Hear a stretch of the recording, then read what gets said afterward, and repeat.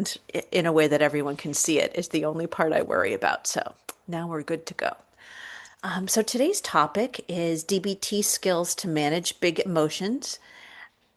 And I wanted to start by talking a little bit about why we need to learn to manage big emotions. Why is this important? And it's because they happen within all of us. Big emotions aren't something that only happen for a certain subset of people. We all experience them.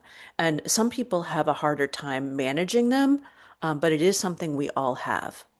And difficulty with managing them can cause impulsive behavior.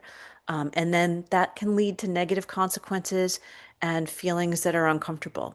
And people then have responses to those that make their lives more difficult. And as a society, we don't talk about emotions well at all. That's why I like to do these talks because we don't have clear language to talk about emotions or about psychological mental health. If you think about it, we all know what we need to do to take care of our bodies, or we know how to find that information. We also know, what we need to eat. Like, there's the food pyramid, or that's just been changed, but there's all different kind of information about nutrition. There's all different kind of information about exercise. We know what we need to do for our bodies, but for our mental health, there's no clear guidelines around that. And that's unfortunate because it's as important. Our mental well being is as important as our physical well being. So that's why I like to talk about DBT skills because there is this information out there that can be helpful for people. All right. Oh boy. And so DBT is dialectical behavior therapy. And the full package of DBT therapy is something that I think a number of people seek out. And it includes a package of individual therapy, skills coaching, skills training, and then there's a consult group that the providers are involved in. That's one way that people look for DBT. And that definitely falls into the therapy and mental health system category. Then there are the DBT skills that people can access anywhere. And I like to think of these as life skills, and they're helpful for really everyone, not only people who struggle with mental health, but really for everyone. Part of what my mission is to help bring these into school systems so that kids learn these at a young age.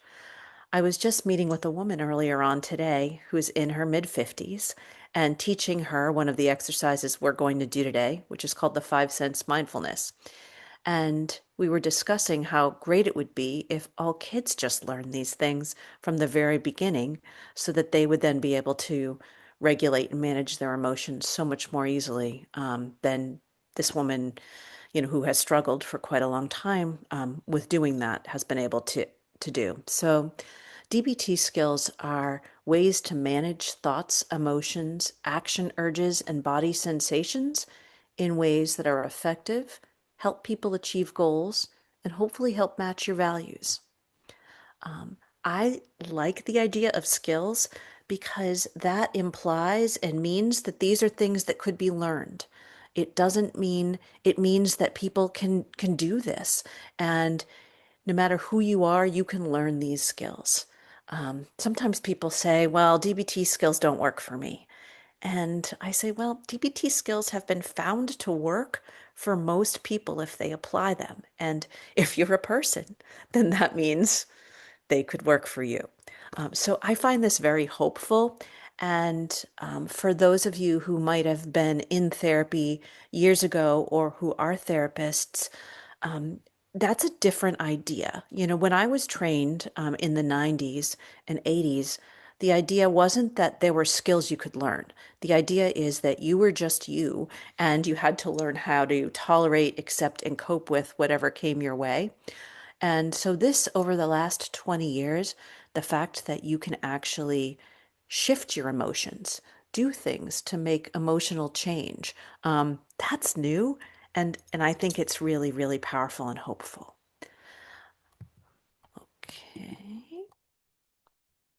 And learning these skills can help you improve self-control as well as improve a sense of mastery, which helps improve self-esteem and develop confidence, which I think all of us could probably use a little bit more of.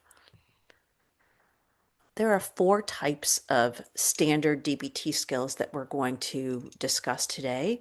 There are more.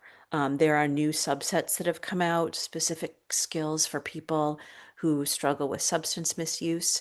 There's a whole new pocket of skills that fall into the category of radically open DBT. So there's a lot more.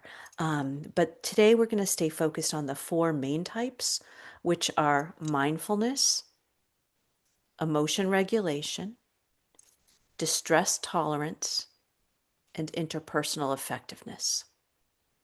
These four types of skills all have a focus. So, mindfulness, which is the core DBT skills, is an acceptance skill, and that helps us focus on awareness of the current moment. Why is that important? Why do we need to be aware of the current moment? Well, for many of us, when we think about things in our head or focus on our emotions, we get out of the current moment and are focused on things that already happened in the past, or we're worried about things that are going to happen in the future. If we can just stay present in this moment, right here, right now, it allows us to handle things so much easier, and gives us a more finite amount of things that we just need to worry about. So, awareness of the current moment is the core DBT skill. Sometimes people get confused between mindfulness and meditation. Meditation is a type of mindfulness with the goal of achieving a sense of calm. Mindfulness is about awareness. So it is different, and that's kind of where DBT focuses on that awareness of the moment. And in a little bit, we're going to do an exercise to practice mindful awareness. The second skill is about emotion regulation, and that is to understand and cope with emotions. And we'll talk a little bit more about that. The third is distress tolerance, which is how to manage intense emotions and respond versus react to what's going on. Many people struggle with this, and when they face a strong emotion, just react. And that's because when we have emotions, there are action urges that are built in with those emotions that move us just towards an action. And that's biological. We're made that way. And so it's normal that we have these reactions, and many of us need to learn how the skills on how to respond to those so that we can be more effective. And then the last is interpersonal effectiveness, which is to improve communication skills. So these are the four types of things people can learn when they're interested in DBT skills. And I talked about mindfulness a little bit. I got ahead of myself because I love mindfulness and I think everyone should learn and practice it. So I got going. Um, but they help us notice what's going on inside ourselves and outside ourselves. So once you get good at learning mindfulness skills, if you're struggling with an emotion or a thought and you don't know what to do, you can learn how to shift your focus outside of yourself to use your senses, your sense of smell, taste, touch, to be able to move yourself outside of your mind. And that can be really powerful. All right, so what I'm going to do now is guide us in a 5 sense mindfulness exercise. And Leslie will have an audio of this for you. So if you like this exercise, it's something that you can practice on your own. And there's an audio that you can use to do this at home. Or I think you'll all have copies of this presentation, and can go to the YouTube channel so you could practice it through there as well. All right, so the 5 sense mindfulness is about using your senses to be able to ground yourself and stay focused in the moment. The 5 senses of sight, smell, taste, touch, and vision are what we use to take in new information. It is much easier to shift something difficult inside us by taking in something else versus trying to will ourselves to change it.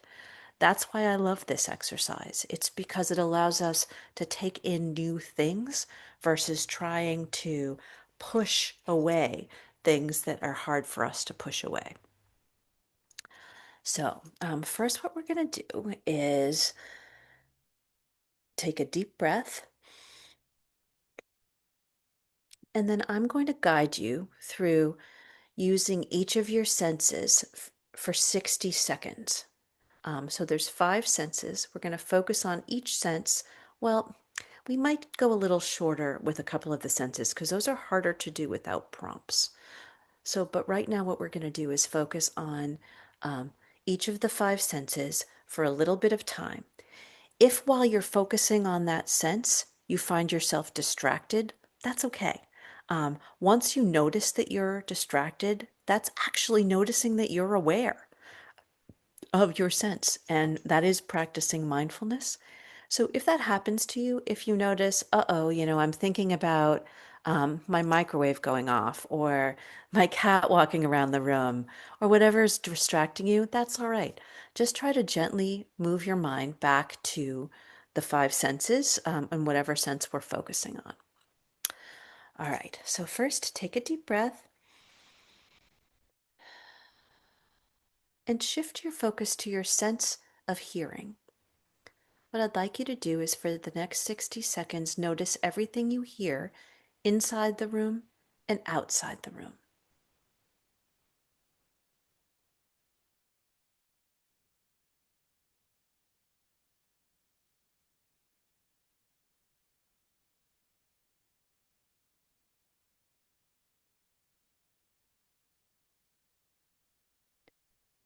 And if you start to get distracted, that's okay. Just shift your focus back. And if you start to tell yourself stories about what you're noticing, try to bring yourself back and just observe and describe whatever you're hearing in one sentence or less, and then move on to the next thing that you hear.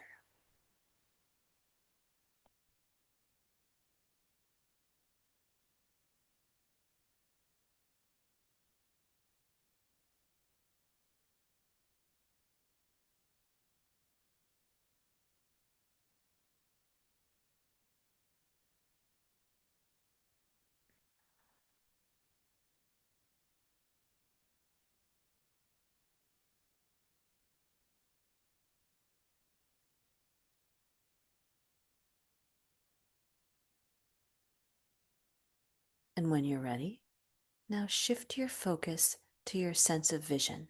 If your eyes are closed, please open them and put your gaze on an object in the room and try to notice everything you can about that object. The shapes, colors, if it looks like there's any texture, maybe the dimensions. And once you've observed everything you think you can with that object, go on to the next object.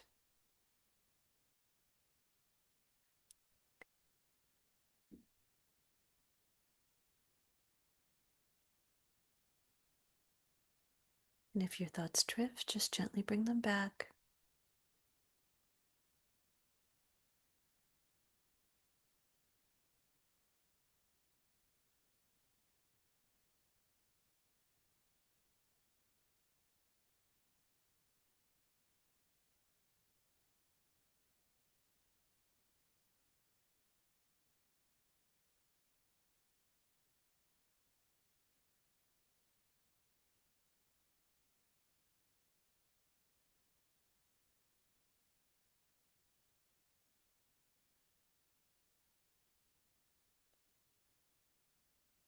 And now, when you're ready, shift your focus to your sense of smell. This can be a little more difficult unless you have something around that is emitting an odor.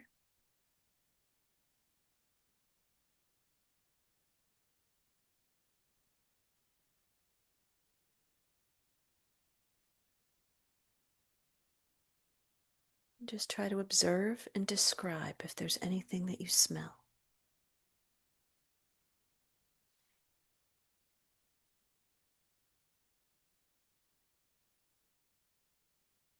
I picked some lilacs today and I can smell them.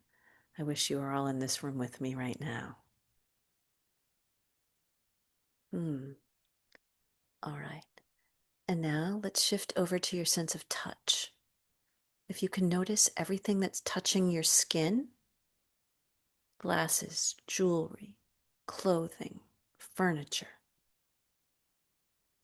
and just try to observe and describe that to yourself.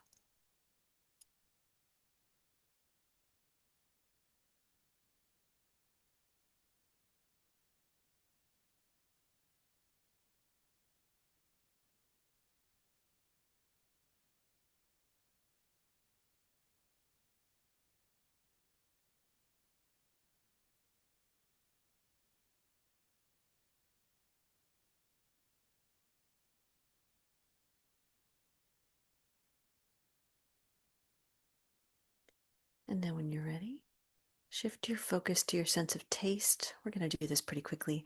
If you have something to taste, um, take a taste of that and notice where you feel it on your tongue or the roof of your mouth. And try to describe the taste.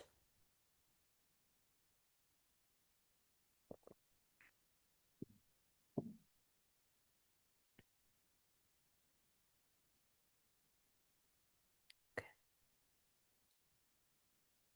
When you're ready, shift your focus back to the screen. I'd like to pause here for questions.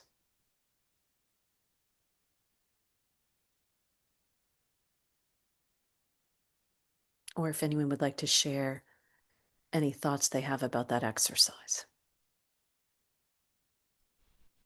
And people can come off mute or raise your hand.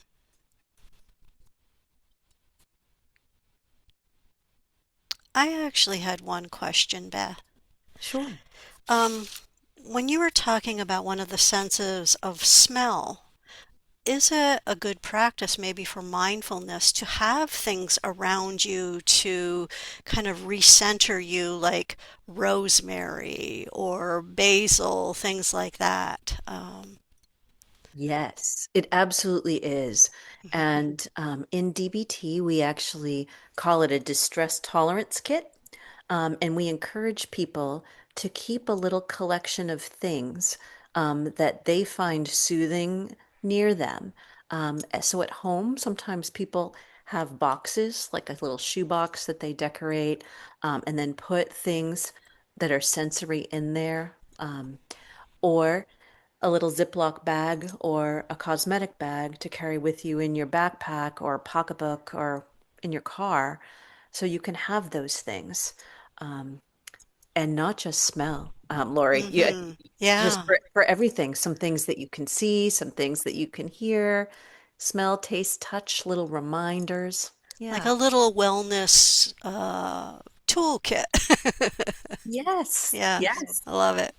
Yeah, it's a great thing. And um when, I think that and it doesn't have to be expensive, things that you can just find at home that Mhm. make you kind of feel good. Like in mine, I have a little container of lotion. I have a scented candle that I actually don't light. I just smell it. I have a fan because sometimes that can actually, the cool air can be helpful with Mhm. the sense of touch and more things, but a picture of my cat, just little things like that. Yeah, I like that. Does it, Reminder. right. Does anybody else have any questions? Please take yourself off mute and go right ahead.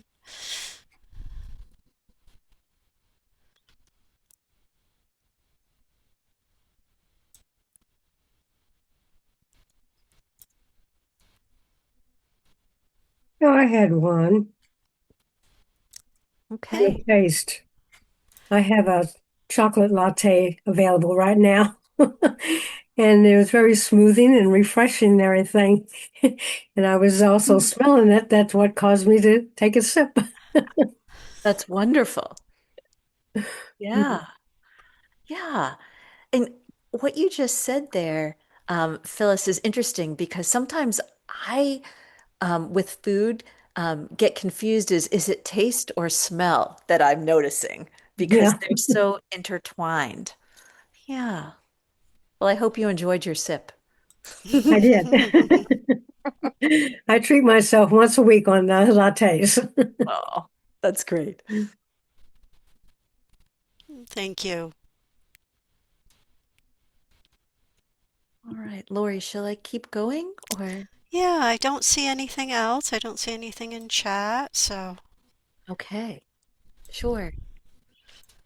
All right. Um, so the next skill set is emotion regulation skills. And this is a large section of DBT skills, and they can be used to help us understand our emotions, tolerate or even change our emotions, and use the information our emotions give us to guide our actions. Emotion regulation skills can teach us how to get comfortable with feeling uncomfortable.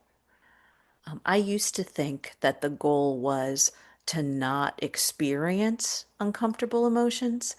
And, as I've aged and worked with lots of people, I am now very clear that the goal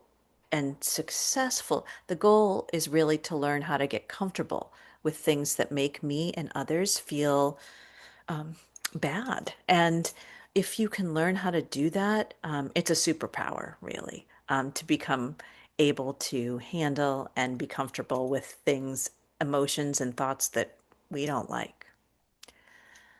Emotion regulation includes skills to label and understand emotions, skills to decrease reactivity to big emotions by using self care. We call them pleasant activities and also skills to use the information gained through emotions to guide actions to match your values.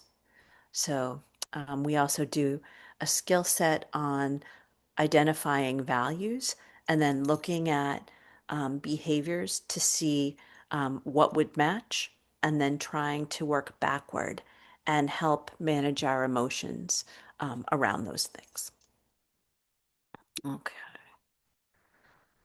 So this is our emotion and sensation hexagon. You might have seen this um, in a circle um, description too. And really, what I like about this is it has emotions, but also the physical sensations that go with them. So sometimes people don't know how they feel, but they can describe what their body's doing. And so you can work backwards by looking at your emotions and by looking at your emotions through your body sensations. So, for example, if I'm starting to feel like my face is scrunching or I need to move or I'm fidgety, I can look at this and say, where is that on the emotion and sensation wheel? And then move backwards. So I can see it in the red, right? That red section. And then I can look and see, okay, what are the emotions that often go along with those behaviors? Disapproving, disappointed, awful, averse. Okay, yeah. And then maybe it's one of those. And then if not, I can look even further and see, well, disgusted is the category. Does that seem to match? And if it doesn't, then I can kind of look around and see where else maybe my body movements could fit. But this is a really useful tool for people, I think, especially if it's hard for you to always know how you feel. So I encourage you to take a look at it. And there is one, in this packet of slides. And actually, Lori, I'm thinking if anyone would like it as a standalone handout, I can certainly provide that too. I Okay. would. I'd like to You would. post that on my refrigerator. Oh, yes. Well, so I'm I going to think give that that I to would Lori. as well. Oh, okay. Yes, I'm sorry if I talk over you. I can't see when people go off mute, and so I will definitely get that to Lori. Thank you, Okay. Beth. Sure. I'm just writing myself a note right now. I find it different when I'm online. I'm doing something like I just go to write the note, and then I realize you can't see me writing the note, and you're like, "What is she doing?" So sometimes I need reminders to myself to narrate my action. So yes, I'm putting myself a note to get to Lori by the end of today. All right. The next set of skills are distress tolerance skills, and there are two types. There are the skills to help decrease big emotions in the moment. We call those crisis management skills. And there's also skills around how to learn to accept reality um, as it is. And those are called radical acceptance skills. Or reality acceptance skills, actually. So there's two categories within distress tolerance. And I think a lot of times when people think about DBT skills, they think about the things that you can do to help yourself um, limit impulsive actions and maybe learn how to develop control right there and then in the moment. So that's what the distress tolerance skills, the crisis management skills do. And there are a few types of those.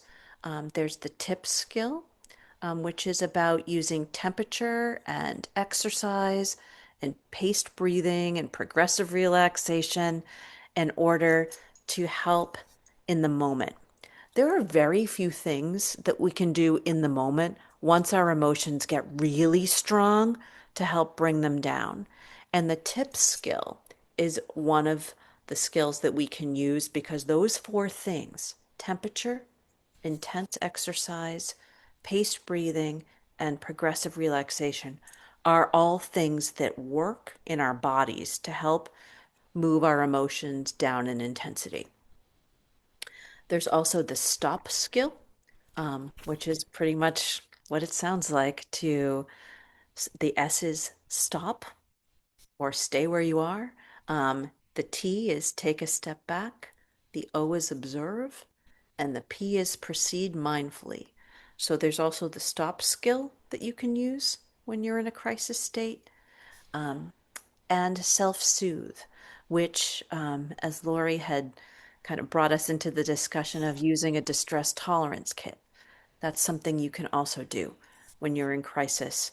Um, so those are really the three things that we suggest, all based off of the tip skill, the stop skill, and again the self-soothe skill. And we're going to practice paced breathing, which is one part of the tip skill today. And it's something that anyone can do anywhere, which is why I love it. You could be at work, you can be at school, you can be in bed, you can be any place and do paced breathing. And it's fascinating because for most people, just by doing this, you're going to bring your heart rate down, and with your heart rate comes your emotional state. So there's been a lot of studies around why this works, and it really changes your physiology. So we're going to practice it right now. And this is also on an audio recording that Lori has that hopefully you can use, or again, you can use this one as well by by going on to this recording and listening to it again. So paced breathing is about slowing down your breaths. And what we usually find is if you can breathe in for the count of four and out for the count of six for 2 minutes, that is long enough to change your emotional reaction and the intensity. So it calms you down, basically. And if 2 minutes isn't long enough, then what I would suggest is you add another minute in and then another minute in until you're feeling calm enough to be able to move forward into whatever it is that you need to do next. Okay. So for paced breathing, What we're going to do now is I'm going to just talk you through it. So just follow the directions as I say them. If it's difficult for you, just stop.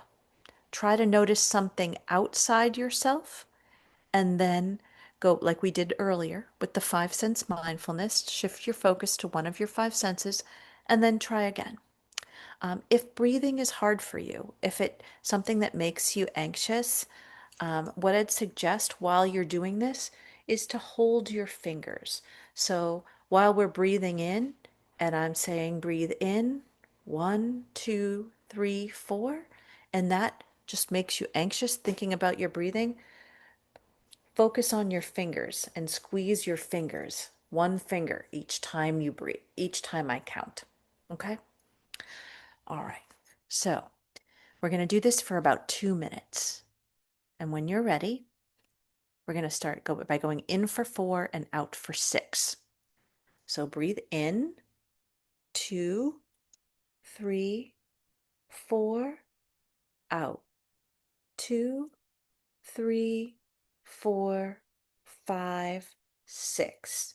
Breathe in, 2, 3, 4, out, 2, 3, 4, 5, 6. In, 2, 3, 4, out, 2, 3, 4, 5, 6. In, 2, 3, 4, out, 2, 3, 4, 5, 6. In, 2, 3, 4, out, 2, 3, 4, 5, 6. In, 2, 3, 4, out, 2, 3, 4, 5, 6. In, 2, 3, 4, out, 2, 3, 4, 5, 6.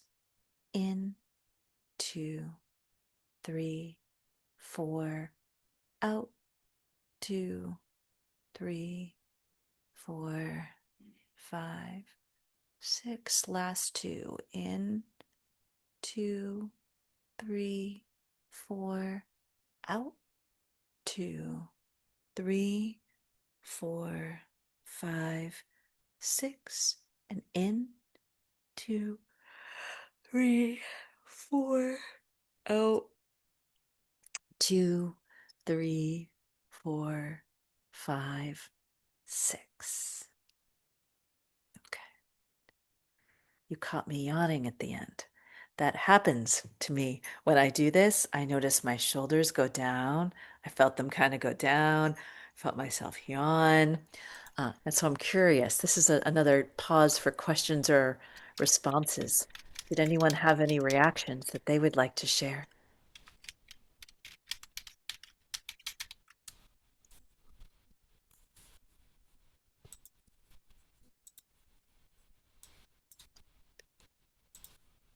And please feel free to come off mute, or people can also just type in chat if you like. Or is everyone so relaxed from the pace of breathing? I know I am. It's interesting, Lori, though, isn't it? How Yeah, it works. It it does. Yeah. Someone said I yawned too. Yes.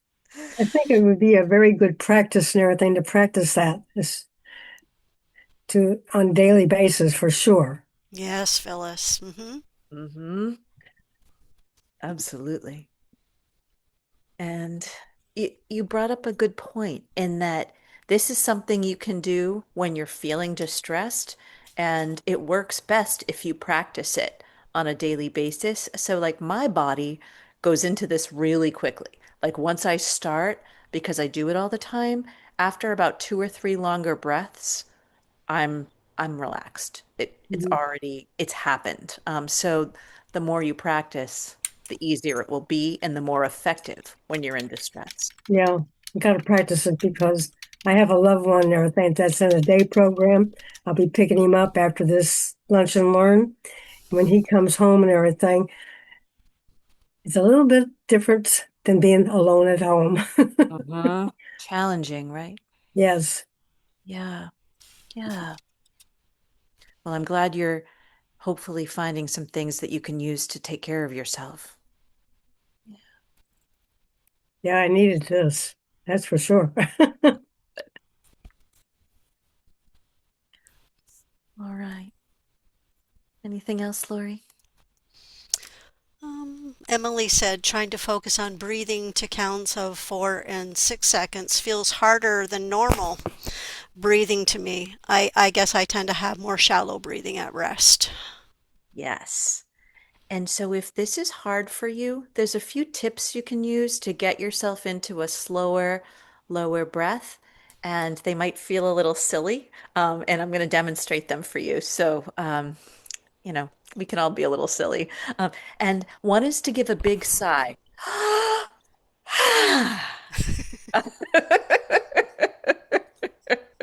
Oh, I forgot you were recording this, Lori. That's there forever. No, okay. Another one. When you do that, if you're a shallow breather, you might notice that your breath goes down into like your diaphragm or your tummy. And that's good. Like that's where we want you to be breathing when you're breathing from a slower, lower place. The other thing you can do is fake yawn. And so if you notice when you're doing that, for many people, your breath then comes from your belly or your diaphragm. And that also helps kind of deepen your breathing. And when you do that, that can be where you is sort of where if you're taking longer breaths, you want to be breathing from. The last trick I can't demonstrate because then you wouldn't see me is to lay on the floor and put books on your belly. If anyone has taken some voice lessons, I see someone nodding here. Yeah, if you've taken voice lessons, you can see if you watch the books go up and down from your diaphragm or your belly, that's where the slow, low breaths come from. So um, you can try that as well. All right. So it's again, it's something you can learn. Even if you're someone who's a shallow breather, you can learn how to breathe slower and lower. Anyone else have any questions or thoughts?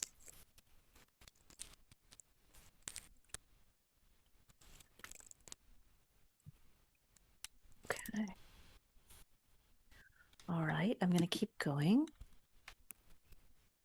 The last skill set is interpersonal effectiveness skills. And the goal of these is to help people get their needs met within relationships. Um, so these are not always about getting along. These can be about feeling good about yourself and keeping your self-respect while you're communicating with someone. It can be about keeping a good relationship if that's your goal. And it can be about asking for what you need skillfully. So there's three different areas, and it's important to know what your goal is in a situation, and then you can use some of these skills to help you achieve it. And often we need to use the skills in combination. So interpersonal effectiveness is like a longer DBT skill set, and it's a little different than some of the other ones because it involves interacting with other people. The other skill sets are really all about what we do internally for ourselves, and these are for ourselves, but they do require others. And so these are a little bit can be a little bit more challenging because we can use these skills really effectively and sometimes they still don't work because the other person may not be as open to what we're doing as we would like them to be. And that doesn't mean that we didn't do a great job or use them successfully. It just means that sometimes other people may block, what we're trying to do. So that's the interpersonal effectiveness skill set. It's kind of really a different topic than what we're talking about today, but I just wanted you all to know that they are here. Okay, so these are the four skills. Again, the mindfulness, emotion regulation, distress tolerance, and the last one is interpersonal effectiveness. So if anyone says, what are DBT skills? Now you know, and you can be someone who can help them understand what they could learn from DBT. There are some books that I love that I think are really can be helpful for people, and I've included pictures of the different books that I think could be a good resource. This book is helpful for people who have young children under the age of about 12. And if you have a child who has intense emotions, it gives descriptions, scripts, excellent language to use as you're parenting a young child who has intense emotions.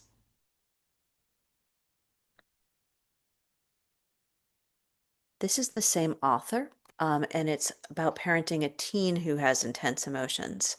And so this can be a useful resource for people who are maybe struggling to help their teens manage their emotions.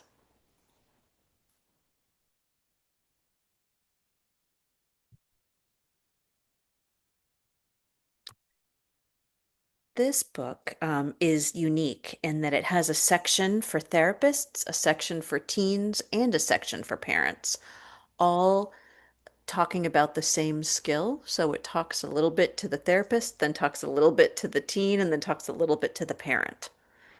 So if that is someone, if that type of learning is something that's interesting for you, this is a great resource.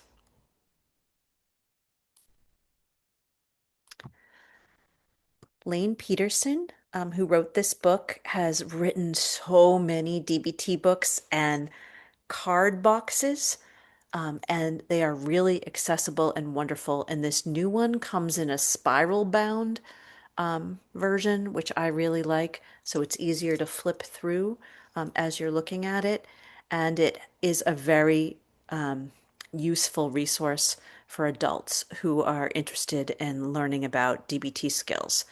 It's very educational and in focus, and it also has sections on when and where to use each of the different skills, which I think makes it a better resource than others because some books just tell you about the skills but don't give you any guidance around when and where to use them. And this takes it that next step and shows you when and where to use them. This is a newer book, and it's for neurodiverse and tactile learners. So, for folks with ADHD, autism, any other types of neurodivergence, or people who are just playful, everything is visual and described through pictures as well as language. So it's really awesome. So if anyone is looking for a different type of DBT book for a different type of learner, it's a great resource. And here are a couple of apps. So or websites. The first one is called calm.com. And it is free. Both of these are free. And you can access this on the computer or on your phone. And it gives all different kinds of breathing exercises like the ones that we did and has some pictures that go along with them. There's a free version, which is the one I use. There also is one that you can pay for that has some classes on relaxation and stress management. The second app is for if you're wanting to kind of get started a little bit more into DBT. There is a diary card and a skills coach. If you're in therapy, this is something that maybe you could suggest to use with your therapist too. A diary card is something you can use to track your daily behavior. And then there's a way that you can actually email it in to your therapist through the app.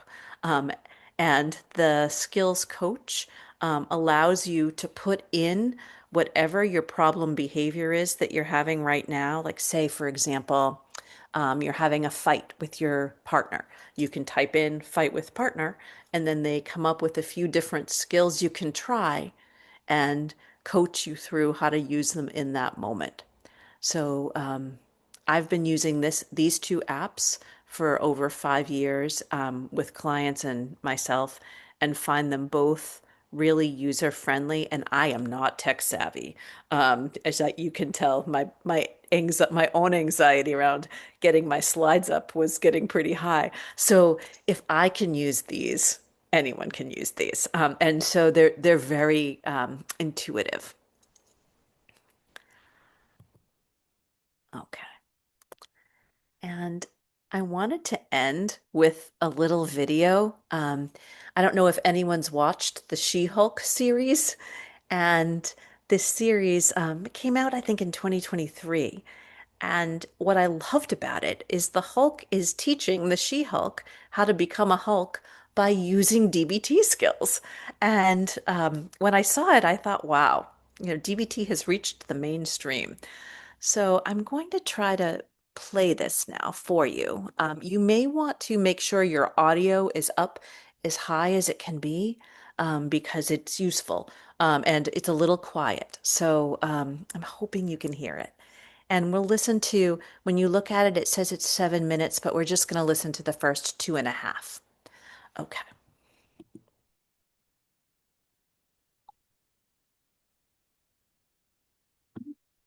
Dialectical behavioral therapy Can you hear? allows us to hold two opposing truths at the same time. First, we're going to practice some mindfulness with a few yoga techniques. Wow, I never thought you'd be into all this mind, body, spirit stuff. Dialectical behavioral therapy is an evidence-based psychotherapy. It's clinical, not spiritual. Let your thoughts drift away, relax your neck, bend your knees if that's more comfortable, holding your farts. Namaste. It's more about presence, about accepting the situation you're in. Oh, I thought it was about getting my butt tight as hell. Up, down. Gross, Jen, I'm your cousin. Just close your eyes and breathe, all right? Wow. I can see that you're not ready for DBT. So why don't you get some rest and we'll change tactics in the morning?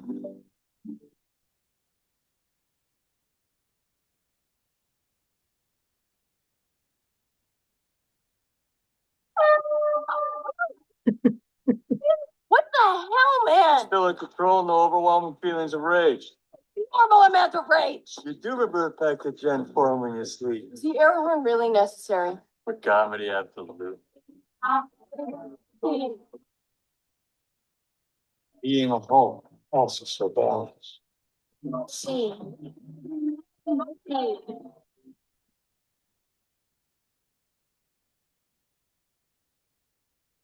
He out there.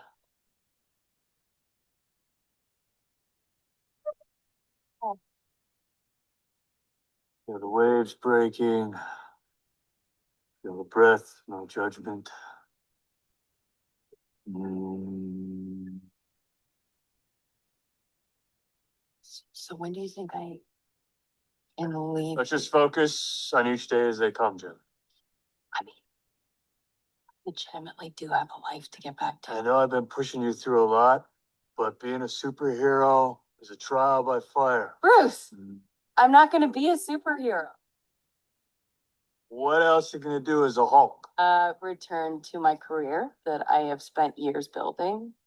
Use my law degree that I am still paying off a fortune in student loans for. It's not one or the other, Jen. I am trying to show you that we can live between what we want and what is. But we can't pretend like we are two of the few people on Earth that can actually protect her, which is why we have to make sure of your ability to tolerate the stress and regulate your emotions, especially your anger. Well, here's the thing, Bruce. I'm great at controlling my anger. I do it all the time. When I'm catcalled in the street, when incompetent men explain my own area of expertise to me, I do it pretty much every day because if I don't, I will get called emotional or difficult or I might just literally get murdered. So I'm in. All right, I'm going to stop it here. And this is, if anyone's seen the show, it's a great show. And you watch the She-Hulk develop her skills and ability for self-control through the Hulk's lessons on DBT. Yeah, it's great. Well, I know we have a couple minutes left. If anyone has any questions, I'm going to stop my share.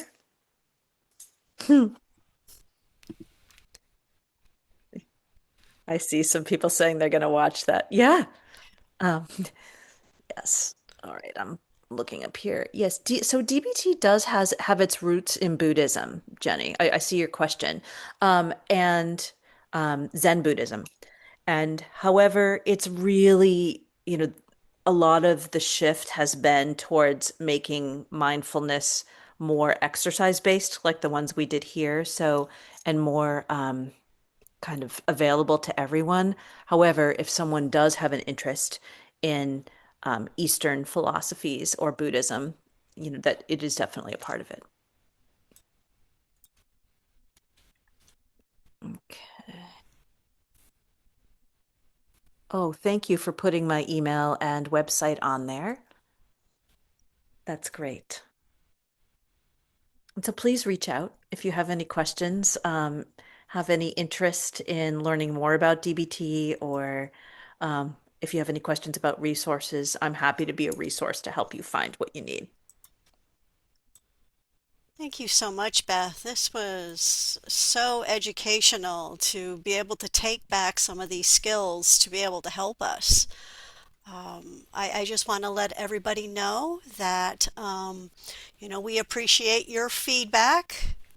So when we close out the Lunch and Learn, you will be able to provide us with feedback with an evaluation that will pop up. But I would really like to thank you, Beth. This has Oh, been you're so welcome. helpful. And if anybody does have any other questions for Beth, you can always email her. And this is just another tool in our toolbox, and we thank you so much.